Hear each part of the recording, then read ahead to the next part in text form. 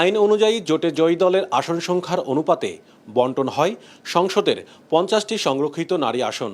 তাতে বিএনপি জোট 36, জামাত জোট 13 ও স্বতন্ত্র জোট আসন পাচ্ছে একটি। সংরক্ষিত আসনের সংসদ সদস্য নির্বাচনে ভোট দিতে পারবেন এমপিরা। তবে দল ও জোট বরাদ্দের সমান সংখ্যায় প্রার্থী দিলে তার দরকার হয় না। প্রার্থিতা প্রত্যাহারের দিনই জানা যায় নির্বাচিতের নাম। মঙ্গলবার সকাল থেকে রিটার্নিং অফিসার ইসি যুগ্ম সচিব মঈনুদ্দিন খানের কাছে হলফনামা, প্রয়োজনীয় কাগজপত্র সহ মনোনয়নপত্র জমা দেন প্রার্থীরা। ক্ষমতাসীন বিএনপির নেতৃত্বাধীন জোটের মনোনীত 36 প্রার্থী আলাদা আলাদা মনোনয়নপত্র জমা দেন কমিশনে।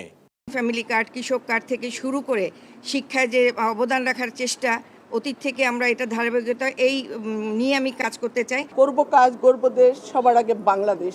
এই বাংলাদেশকে একটা উন্নয়ন শিখরে নেওয়ার ওনার পরিকল্পনার সাথে আমরা সকলে হাতে হাত মিলিয়ে, কাঁধে কাঁধ মিলিয়ে দেশ এবং জাতির জন্য কাজ করব। জামাত নেতৃত্বাধীন 11 দলীয় ঐক্যের 13 প্রার্থীও মনোনয়নপত্র জমা দিয়েছেন রিটার্নিং কর্মকর্তার কাছে। এই সময় তাদের সঙ্গে ছিলেন জামাতের জ্যেষ্ঠ নেতারা। আমার দলের আহ্বায়ক এবং যারা এই সিদ্ধান্ত নিয়েছেন, সিদ্ধান্তের সাথে আছেন, তাদেরকেও ধন্যবাদ জানাই যে তারা আমাকে এই জন্য যোগ্য মনে করেছেন। জুলাই যোদ্ধারা যারা আছেন তাদের হয়ে আমি তাদের যে সমস্যা তাদের প্রতিনিধিত্ব করব। এই নির্বাচনটা হয়েছে জুলাই বিপ্লবের প্রেক্ষাপটে।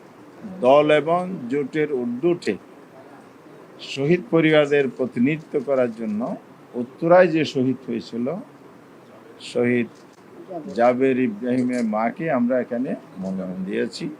ইসির তফসিল অনুযায়ী মনোনয়নপত্র বাছাই হবে 22 ও 23 এপ্রিল। প্রত্যাহারের শেষ সময় 29 April.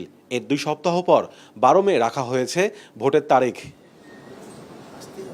Mahmudul Hasan, star news, Dhaka.